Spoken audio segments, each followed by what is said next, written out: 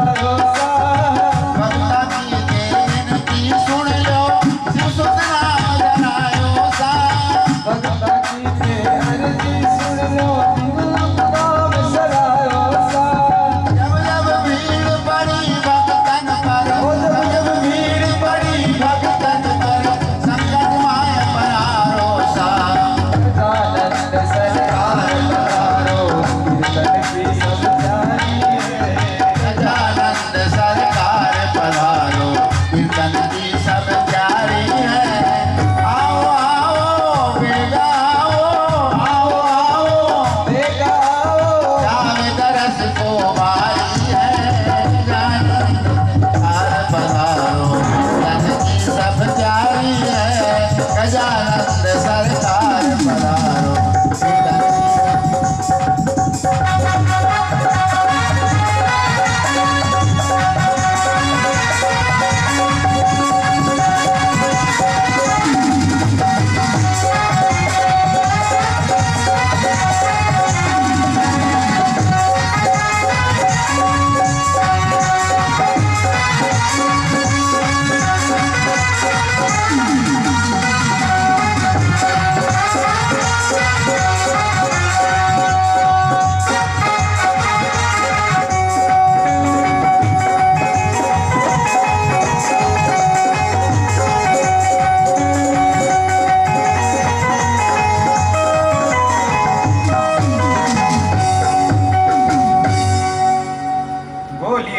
बिहारी लाल की श्री भागवत महापुराण की श्री व्यासदेव जी महाराज की श्री सुखदेव जी महाराज की सर्व संत महात्माओं की दादू दयाल महाराज की अपने अपने गुरु महाराज की नमस्कार गुरुदेवत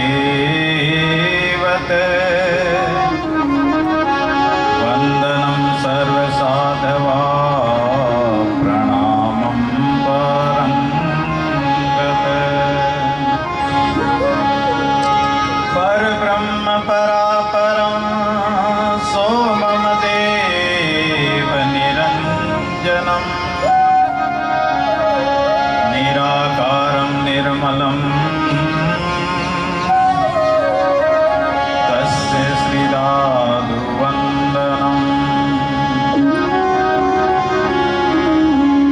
गजाननं भूतगणादिसेवितं कपितजम्बुफलचारुभक्षणम्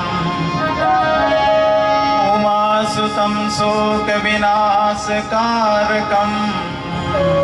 नमामि विघ्नेश्वरपादपङ्कजम्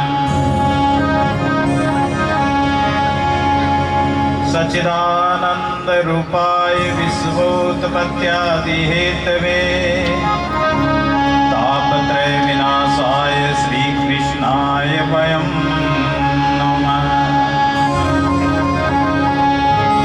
तेयं सदा परिभवगणम् अवेष्टदोहं तीर्थास्पदं शिवविरञ्चिनुतं शरण्यं प्रत्यार्तिहं प्रणतिपाल भवाब्धिपोतं वन्दे महापुरुष ते चरणारविन्दम्।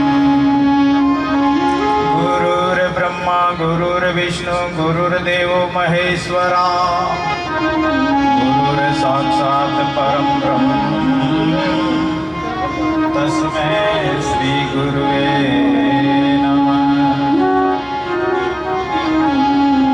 शान्ताकारं भुजगशयनं पद्मनाभं सुरेशं विश्वाधारं गगनसदृशं मेघवर्णं शुभांगं लक्ष्मीकान्तं कमलनयनं योगिभिर्ध्यानगम्यम् वन्दे विष्णुं भवभयहरं सर्वलोकैकनाथम्।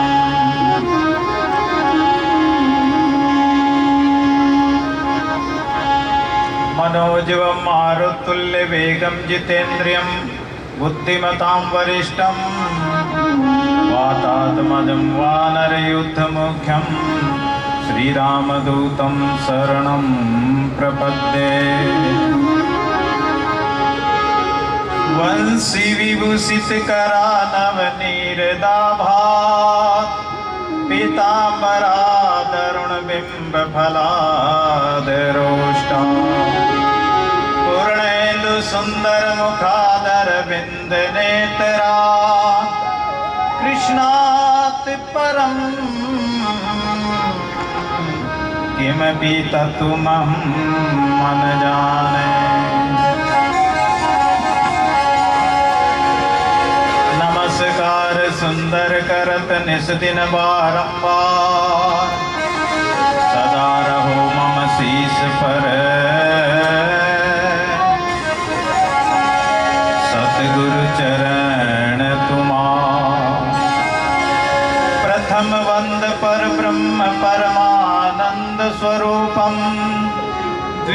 वंद गुरुदेव दियो जिन ज्ञान अनुपम।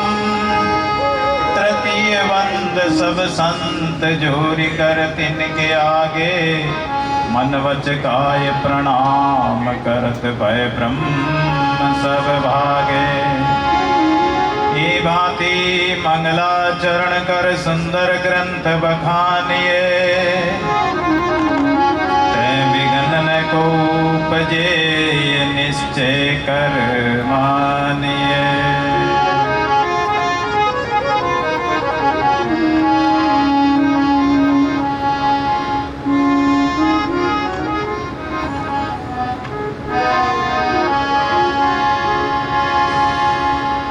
दादु सतगुरु सहज में किया बहु उपकार।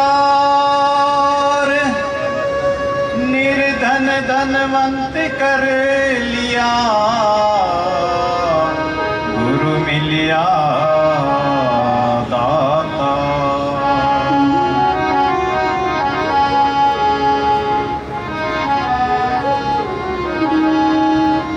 सतगुरु चरना मस्तक धरना।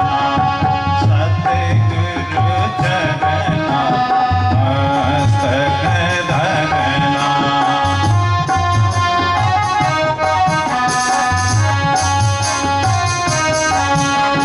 सतगुरु चरना मस्तक धरना। सतगुरु चरना मस्तक धरना। राम नाम के तू स्थिर रहना। राम नाम के तू स्थिर रहना। राम नाम के तू स्थिर रहना। राम नाम के तू स्थिर रहना। राम नाम के तू स्थिर रहना। सतगुरु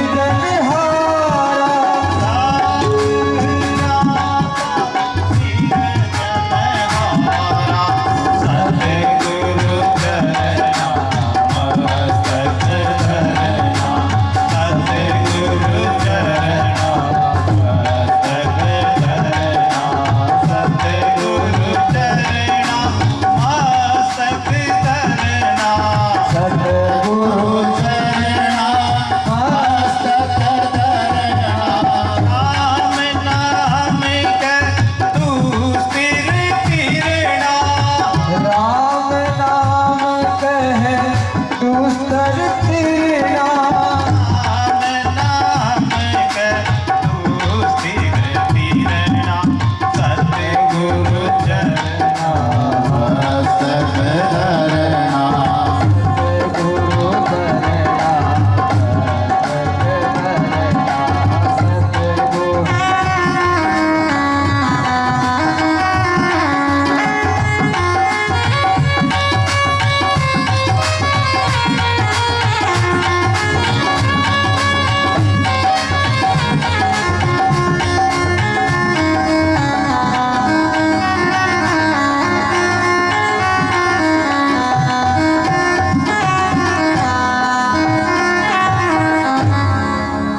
बोलिए श्री सद्गुरुदेव भगवान की, श्री सुखदेव जी महाराज की, सर्व संत महात्माओं की। आनंद गणाय नमो नमः। ए कारण करुणा वरुणालय परम मंगलमय प्रातपर अखिलेश्वर परम पिता परमात्मा के चरण कमलों में अनंत कोटि प्रणाम करते हुए विराजमान श्री विग्रह श्री सीताराम जी महाराज के चरण कमलों में अनंत प्रणाम करते हुए राधा कृष्ण भगवान की परम कृपा से श्रीमद् भागवत महापुराण की सप्त दिवसीय कथा का आयोजन जो हो रहा है, राधा कृष्ण भगवान के चरणों में अनंत वंदन करते हुए विद्वत मूर्तियां संत भगवान और भागवत कथा के रसिक, राम कथा के रसिक, नानी बाई मायरा के सरस प्रवक्ता श्री हंसराज, हमारे विद्वान पंडित श्री योगेश जी महाराज सत्यनाम, सभी संगीत बंधुओं को, साउंड वालों को, उनको भी यथायोग्य सत्यराम, और नवयुवा वर्ग को, जो भावी पीढ़ी है, हमारे देश का भविष्य है,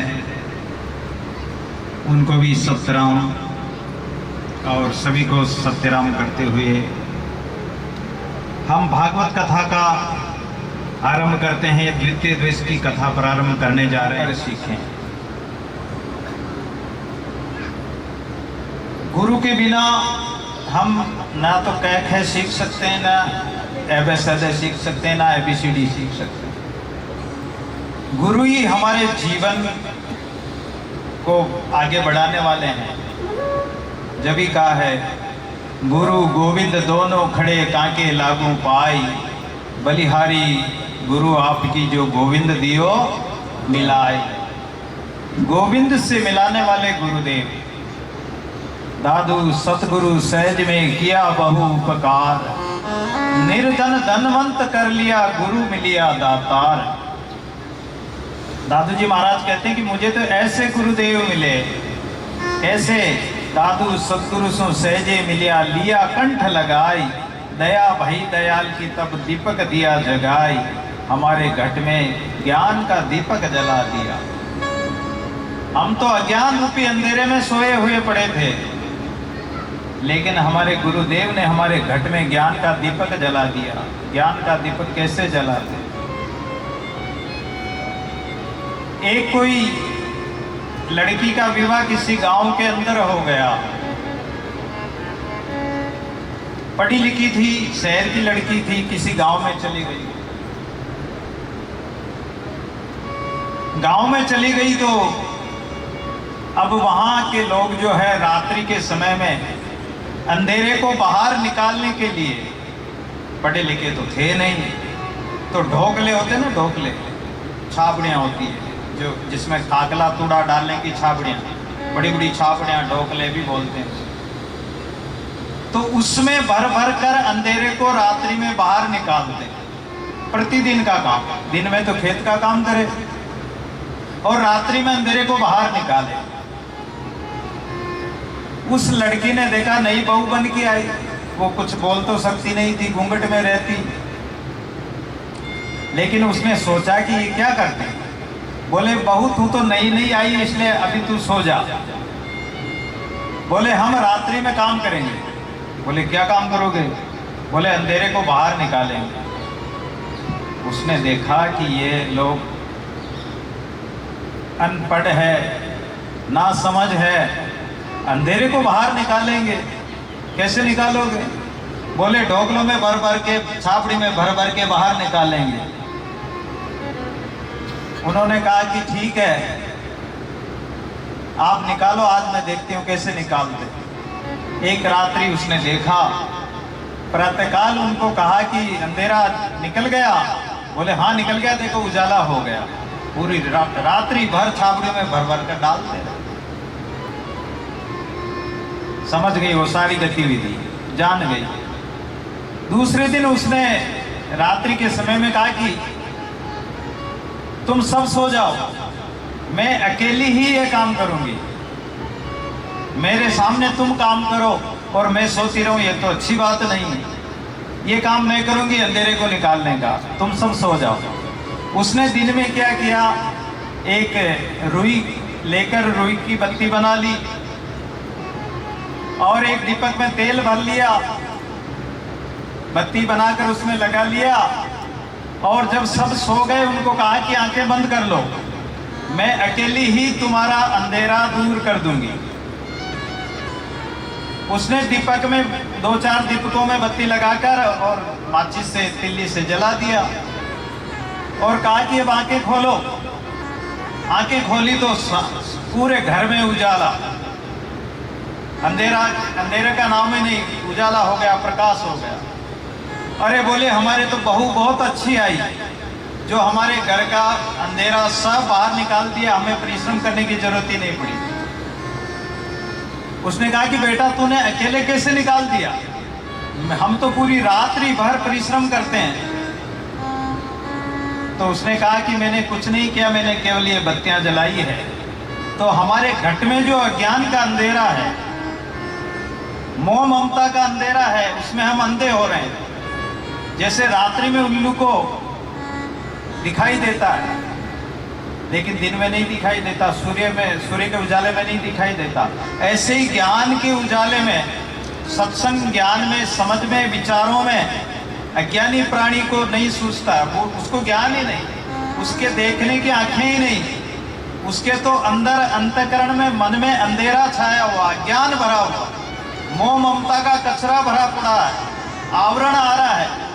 जैसे कोई बल्लभ और बल्लभ के ऊपर धीरे धीरे गंदगी जमती जाती है, उसका उजाला कम हो जाए, ऐसे ही हमारा मन, हमारा अंतःकरण, सब गट मेरा साइया, खाली गट नाई कोई, बलिहारी वहाँ गट की जा गट प्रगट होई। तो वो आवरण आ जाता है, माया मोह का आवरण, मल विक्षेप का आवरण आ जाता है हमारे अंतःकरण पर, हमारे मन के ऊपर पर्दा आ जाता है। तो दादू सतगुरु सहज में किया बहु उपकार, सतगुरु ने क्या उपकार किया, दादू पर्दा भरम का रया सकल घट छाई, गुरु गोविंद कृपा करे तो सहजे ही मिट जाए।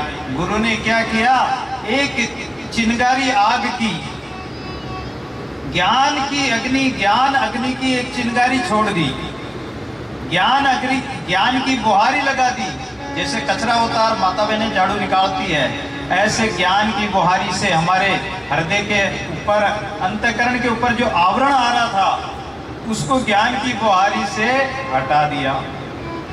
ज्ञान की चिंगारी लगाकर चेतन कर दिया हमारे चित्त को। हमारा चित्त जो है संसार का चिंतन करता है, संतान का चिंता करता है, माया मोह की चिंता करता है, तो उस चिंता को छोड़कर किसमें लगा दिया, चिंतन में लगा दिया, ठाकुर जी के नाम में लगा दिया, उसको चेतन कर दिया। जैसे अगर रीता चूल्हा होगा तो उसमें चाहे कितनी फूंक दो तो उसमें तो आग जलेगी ही नहीं, लेकिन अगर लकड़ी है और उसमें घास फूस भरा है तो एक छोटी सी चिंगारी लगा दो, चिंगारी लगाते ही उसमें आग प्रकट हो जाती है। तो हमारे अंदर आग सबके अंदर है, वो शक्ति परमात्मा की शक्ति, वो रामरस, वो भक्ति सबके अंदर है, केवल सतगुरु उसमें चिंगारी लगाते हैं, ज्ञान की चिंगारी, चेतन कर देते हैं। सतगुरु चेता देते हैं फूंक देकर, राम नाम की फूंक देकर, दादू राम की फूंक देकर चेता देते हैं। दादू सृजनहार के कहते नाम अनंत, चित आवेसु लीजी यूं साधु सुमरे संत। हमारे चित्त में जो है परमात्मा का नाम चिंतन करना है, चिंता को छोड़कर। परमात्मा कहने के नाम चेतन करा देते, जिस नाम को चेता देते हैं उस नाम को लेंगे तो जल्दी ही एक राम राम रटते रहो जब लग गट में प्राण, कबहू के दीन दयाल के बनक पड़ेगी कान। परमात्मा के कान में अवश्य सुनाई देगी हमारी बात। वो परमात्मा अवश्य एक मना लागा रहे, अंत मिलेगा सोई। दादू जाके मन बसे ताको दर्शन हो, अवश्य ही दर्शन हो परमात्मा सबके घट में। तो राम का नाम क्या है?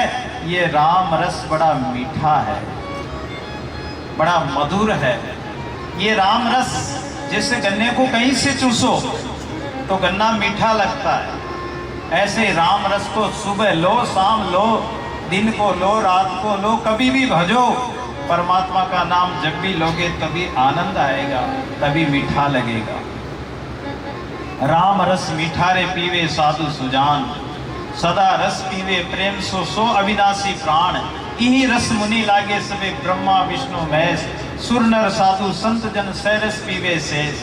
सिद्ध साधक योगी अति सती सबे सुखदेव, पीवत अंतन आवी ऐसा अलग अभेव। इही रस राते नाम देव, इही रस राते नाम देव, पीपा अरु रैदास। पीवत कबीरा नाथ क्या, अजहू प्रेम प्यास। यूं रस मीठा जिन पिया, सो रसी माई समाई।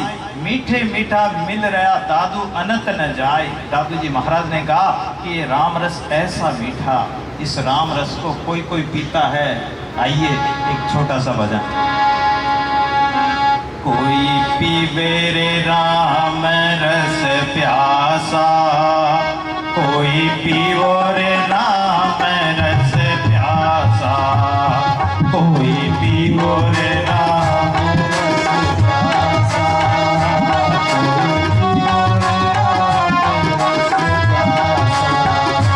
कोई पीवो रे राम रस प्यासा, कोई पीवो रे राम रस प्यासा, कोई पीवो रे राम रस प्यासा,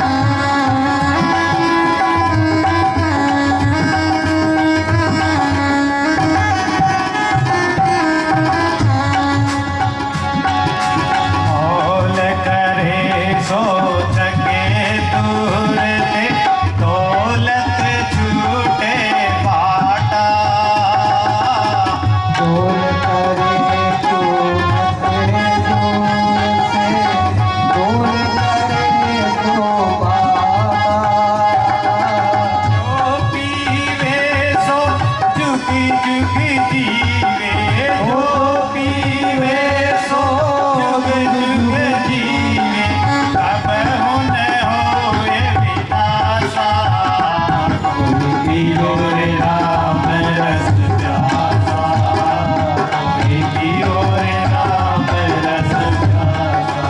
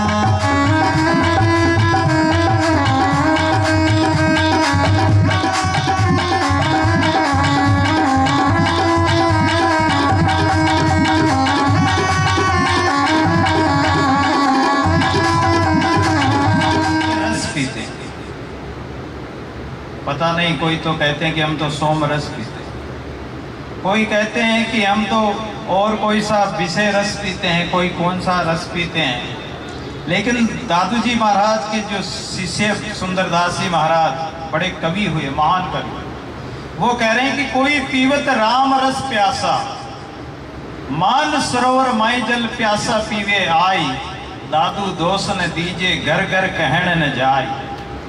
कुएं में पानी है, तालाब में पानी, मान सरोवर में पानी है, अगर जिसको प्यास होगी तो प्यासा पीवेगा जग मार, जिसको प्यास होगी तो वो कुएं के पास जाकर, तालाब के पास जाकर, सरोवर के पास जाकर, समुद्र के पास जाकर अवश्य पिएगा। लेकिन जिसको प्यास ही नहीं, राम रस की प्यास ही नहीं, पानी की प्यास ही नहीं, तो वो क्या पिएगा? संसार को तो प्यास ही दूसरी चीजों की लगी हुई है, विषय विकारों की, माया मोह की, मोह ममता काम क्रोध आदि की प्यास लगी हुई है, तो वो राम रस क्यों पिएंगे? इसलिए कहा कि कोई पीवत राम रस प्यासा, कोई राम का प्यासा होगा, राम का प्यारा होगा, वो तो राम रस पिएगा। और जो राम रस पीता है वो कभी मरता नहीं है, क्योंकि राम नाम ये जो है ये भव से पार उतारने वाला है। ये जो है भव से तारने वाला है, ये भय को मिटाने वाला है, ये काम क्रोध आदि विषय विकारों को खत्म करने वाला। नाम रे सकल शिरोमणि नाम रे, दुष्कर तारे पार उतारे नरक निवारे नाम रे, तारण हारा भवजल पारा निर्मल सारा नाम रे, नूर मिलावे तेज मिलावे ज्योति जगावे नाम रे, सब सुखदाता अमृत दाता दादू माता नाम रे। जो नाम के रस में जो डूब गए, नाम रस में जो लग गए, वो तो अमर हो गए। जो कल की कथा भागवत में हमारे चल रही थी कि पीबत भागवतम रसमालयम, यानी जो ये राम रस है, ये भागवत रूपी अमृत रस है, इस अमृत रस को जो भी पान करते हैं वो अमर हो जाते हैं। इस रस को पीते रहो, मुहुर रहो, यानी बार बार इसको पीते रहो। कभी ये मत कहो कि हम धाप गए या हम छक गए, अरे इसको तो जितना पिएंगे क्यों इसकी प्यास बढ़ती जाती है, कभी अगाना ही नहीं चाहिए, धापना ही नहीं चाहिए। राम नाम का क्या ओढ़ है? हमारे संतोष जी कह रहे थे कि तीन चीज का ओढ़ नहीं। एक तो राम नाम का ओढ़ नहीं, चाहे कितना ही लो, राम नाम का क्या पार, जितना लो उतना ही कम। एक तो राम नाम का ओढ़ नहीं है, एक पुण्य का ओढ़ नहीं, चाहे कितना ही पुण्य करो। आज आपने कुछ पुण्य कर दिया, गाय को चारा डाल दिया, कोई भूखे प्यासे को खिला पिला दिया, कोई कन्या को जिमा दिया, कोई भंडारा दे दिया, कोई वृद्धाश्रम है या कोई बालकों को जिमा दिया, कोई पुण्य कर दिया, गायों के लिए कोई धर्मशाला गौशाला खोल दी, तो ये पुण्य कर दिया तो भी और करते ही रहो, पुण्य का कोई पार नहीं, पुण्य का भी कोई पार नहीं, और राम नाम का कोई ओढ़ नहीं, और दान का भी कोई पार नहीं। मर्जी चाहे जितना दान करो, पुण्य करो, परोपकार करो, तो ये भजन का भी कोई पार नहीं। जितना भजन करोगे, जितना नाम लोगे, उतनी गहराई आती जाएगी, उतनी एकाग्रता बढ़ती जाएगी और भजन की कमाई होती जाएगी। जैसे राम नाम, जैसे बैंक में जमा कराते हो ना रुपया, अभी कोरोना चला था, जब माता बहनों को अगर उस समय कोई कहे पति कि हमारे 500 रुपए की जरूरत है, तो माता बहनें क्या कहती थी? आपको 500 रुपए दिख रहे हैं, हमारे तो जहर खाने के पैसे नहीं हमारे पास में। और जब कोरोना वो नोटबंदी हुई थी, वो नोटबंदी में 500 की गड्डियां निकलने लगी घरों में से, किसी आटे में से निकल रही, कहीं गेहूं के उसमें से निकल रही, कहीं दरिया में छुपा रखा था, कहीं और कहीं कपड़ों में छुपा रखा था, कहां से निकल के आए। तो राम नाम के बैंक में जिसने जमा करा दिया, राम नाम की कमाई करके, और संसार का धन तो नष्ट हो जाता है। धन की 3 गति, दान भोग और नाश। अगर दान पुण्य में लगा दिया तो वो ठीक है, उसका सदुपयोग हो गया, और अगर परिवार में बांट के खा लिया तो भी ठीक है, कोई विवाह में बांट के खा लिया तो ठीक है, नहीं तो नाश तो तीसरी गति होती है। तीसरी गति क्या होती है? नाश। या तो चोर डाकू लूट ले जाएंगे, या आप बैंक में छोड़ के मर जाओगे, और क्या काम आया आपके? कोई गति नहीं। दान भोग और नाश। इसलिए धन का सदुपयोग है कि परोपकार में लगाओ, धर्म में लगाओ और मन का जो है भजन में लगाओ, मन को, तन को सेवा में लगाओ। तो इस प्रकार हम राम नाम का ओढ़ नहीं आता, भजन का ओढ़ नहीं आता। जितना पियो, जितना रस पियोगे, कथा सुनोगे, त्यों ही आनंद आता जाएगा। और कथा नहीं सुनेंगे तो कथा राम राम नहीं करेंगे, भजन नहीं करेंगे तो क्या होगा? भजन नहीं करने से क्या होगा कि भजन नहीं करेंगे, राम नाम नहीं लेंगे। कोई कह सकता है कि क्या नुकसान है? अरे भजन नहीं करेंगे तो करोगे क्या? संसार की बातें करोगे, संसार के कर्म करोगे, पाप कर्म करोगे तो क्या होगा? जैसा कोई कर्म करता है उसके अनुसार उसको फल मिलता है। कोई पाप करेगा तो पाप का फल क्या है? बुरा करेगा तो बुरे का बुरा नतीजा। सुन भाई चाचा, सुन भाई भतीजा, बुरे काम का बुरा नतीजा होगा और 84 तैयार है। और राम राम करेंगे तो नुकसान नहीं है, फायदा ही मिलेगा। जिन्होंने राम का नाम लिया और भजन किया, आज उनका नाम है। कहाँ शिव बेटा ध्यान दरी, कहाँ कबीरा नाम, सो क्यों छाना होएगा जेरू कहेगा। अरे कहाँ भगत प्रहलाद था, कहाँ अनंत सिद्धों का मन प्रगट गोपी चंद्र दत्त का ये सब संत है। ध्रुव जी महाराज 5 साल के और उन्होंने राम नाम लिया तो आज ध्रुव तारा को सब कहते हैं कि वो ध्रुव तारा है। आज वैकुंठ के द्वार पे ध्रुव जी विराजमान हैं, नहीं तो तारे तो बहुत है। और जिन्होंने नहीं लिया वो अज्ञान के गहरे कुएं में ऐसे गए कि उनका कोई नाम पता कुछ भी नहीं। इसलिए ये राम नाम इतना पवित्र है और इसको भाव से, प्रेम से राम रसिक पीते हैं। रसिक और भावुक ही पी सकते हैं। रसिका भुवि भावुका, जो रसिक होंगे वो ही इस रस को पी सकते हैं, बाकी नहीं पिएंगे। बाकी तो संसार के विषय रस, इंद्रियों के रस को पीते हैं। और इंद्रियों का रस जो है मारने वाला है, पतन कराने वाला है। इंद्रियां सदैव पतन की ओर ले जाती। इंद्रिय रूपी घोड़े जो बिना लगाम के घोड़े हैं, ये बिना लगाम के घोड़े हमें खड्डे की ओर ले जाते हैं और जंगल में ले जाते हैं, जाड़ जंकाड़ में ले जाते हैं। इसलिए इस काया जंगल में, इस माया मोह के जंगल में जो फंस गया वो निकल नहीं पाएगा। इसलिए राम नाम ही रक्षा करने वाला, सेवक की रक्षा करे सेवक के प्रतिपाल, सेवक की बाहर चढ़े दादू दीन दयाल। आइए अब हम उसी प्रसंग पर चलते हैं, निमिषारण्य में, जहाँ 88,000 सोनकादि ऋषि बैठे हैं। सूत जी महाराज उनको श्रवण करा रहे हैं, भागवत का महात्म्य सुनाया। सूत जी से सोनकादि ऋषि कहते हैं कि आप सब शास्त्रों के ज्ञाता है, हमें कुछ बातें, हमारा जो है मन कर रहा है, हमारी इच्छा हो रही कि हम कुछ जानना चाहते हैं। सूत जी कहते हैं कि सोनकादि ऋषियों, आपकी जो इच्छा हो वो आप पूछ सकते हो। सोनकादि ऋषियों ने पहला प्रश्न पूछा। क्या पूछा? कि मानव के लिए परम धर्म क्या है। दूसरा उन्होंने पूछा कि हम मंदिर में जाते हैं तो अनेक देवी देवताओं की मूर्तियां लगी, कहीं शंकर जी की लगी, कहीं राम जी की लगी, कहीं कृष्ण जी की लगी, कहीं हनुमान जी की लगी, कहीं और किसी की लगी, कोई दुर्गा माता की लगी, कोई और देवी देवता की लगी, कोई भैरू बाबा की लगी, कोई भौमिया जी की लगी, पता नहीं कितने कितने, रुणा जी, गुणा जी की भी मूर्तियां लगी है। गुणा जी क्या होता है समझते हो? लोग मूर्तियां लगा देते हैं, हे गुणा जी महाराज। अब गुणा जी महाराज स्थान आपको क्या देंगे? खेजड़ा का भैरू। अरे महाराज खेजड़ा का भैरू, खेजड़ा का भैरू, बताओ। तो अनेक मूर्तियां, अनेक देवी देवता, पता ही नहीं। अरे पूजना है तो एक परमात्मा को पूजो, एक मूल परमात्मा को पकड़ो। तो हम दुविधा में फंस जाते हैं कि हम कौन से देवता की पूजा करें। तीसरा हमारा प्रश्न है कि वह परमात्मा का नाम अजन्मा है, परमात्मा कभी जन्म नहीं लेता। परमात्मा अवतार लेकर आता है लेकिन उसका जन्म नहीं होता। परमात्मा प्रकट होता है, भय प्रकट कर पाला, दीन दयाला, कौशल्या हितकारी।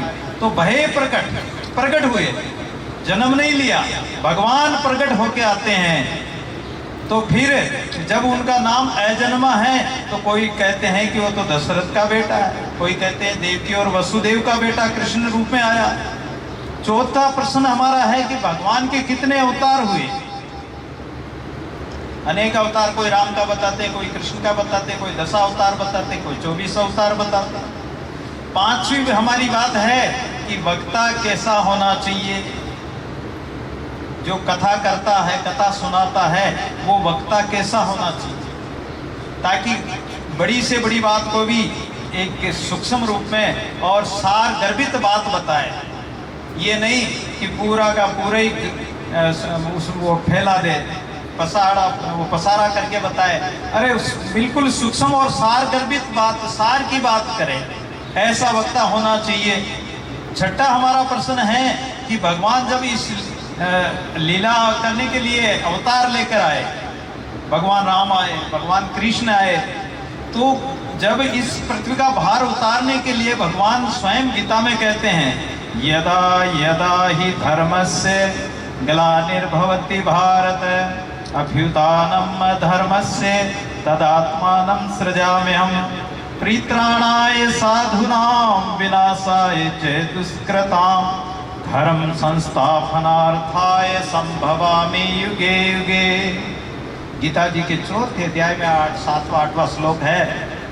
भगवान कहते हैं कि मैं धर्म की स्थापना के लिए अवतार लेता हूं युगों युगों में,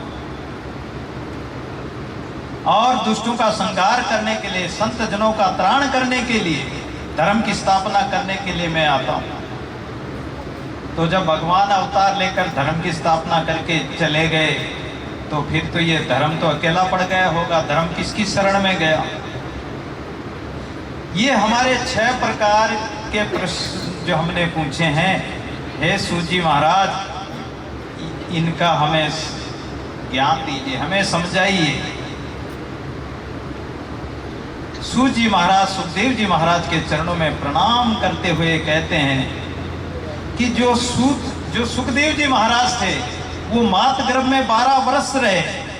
ऐसे विचित्र गोलोकवासी राधा रानी की गोद में क्रीड़ा करने वाले श्री सुखदेव जी महाराज इस मृत्यु लोक में कैसे आए। एक बार राधा रानी ने कहा कि बेटा अब तुम संसार में जाओ, मृत्यु लोक में जाओ और इस भागवत धर्म का प्रचार प्रसार करो। सुखदेव कहने लगे कि माता संसार में हम जाएंगे लेकिन ये माया, विष्णु की माया हमें पकड़ लेगी। किशोरी राधा जी कहने लगी कि नहीं बेटा, मैं तुम्हें वचन देती हूँ तुम्हारे आसपास भी माया नहीं फटकेगी। और आदरणीय सुखदेव जी महाराज जो तोता के रूप में गोलोक धाम में राधा जी की गोद में खेलते थे, वो मृत्यु लोक में आते हैं। कैलाश पर्वत के ऊपर एक छोटे से जो पक्षी रहते थे, तोता पक्षी और पक्षिणी, तो एक पक्षिणी के गर्भ में उन्होंने जन्म लिया, अंडे के रूप में प्रकट हो जाते हैं और बर्फीली हवाएं चलने लगती है, अंडा फूट गया। सुखदेव के माता पिता जो सुख पक्षी थे, तोता तोती, वो तो अंडे को छोड़कर उड़ गए, बर्फ गिरने लग गई। कैलाश पर्वत पर भगवान भोलेनाथ विराजते हैं, भगवान शिव जी का वहाँ निवास है। नारद जी एक बार घूमते घूमते वहाँ पहुँच गए। सुखदेव का विचार किया कि सुखदेव जी का प्राकट्य होना चाहिए, और सुखदेव जी जब तक प्रकट नहीं होंगे तो इस धराधाम पर, इस पृथ्वी पर ये पाप का निवारण कैसे होगा, इस भागवत धर्म का प्रचार प्रसार कैसे होगा। लेकिन सज्जनों, ये नारद जी भी बड़े विचित्र संत हैं। नारद जी जहां भी जाते हैं तो अपना ज्ञान देने में कमी नहीं छोड़ते हैं, और ये सबसे बड़ी बात है कि नारद जी की बात को कोई टाल भी नहीं सकता। देवता भी उसकी बात से राजी, देवताओं को भी राजी कर देते हैं और राक्षसों को भी राजी कर देते हैं। अच्छा, जिनमें भाइयों भाइयों में अगर लड़ाई नहीं तो लड़ाई कराना हो तो नारद जी को बुला लो। नारद जी लड़ाई कराने में भी प्रसिद्ध है। और आजकल तो संसार में देख लो, गांव गांव में, घर घर में नारदियों की कोई कमी नहीं है। जहाँ कहीं जाओ एक आध नारद तो मिल ही जाएगा जो आपस में लड़ाई करा देगा। दो भाइयों में अच्छा प्रेम है, अच्छा स्वभाव है, लेकिन कोई ऐसा नारद मिलेगा दोनों भाइयों में लड़ाई करा देगा। तो नारद जी महाराज ने विचार किया कि मैं लक्ष्मी नारायण भगवान में झगड़ा करा चुका, ब्रह्मा जी में और उसकी पत्नी सावित्री में भी झगड़ा करवा दिया, पुष्कर में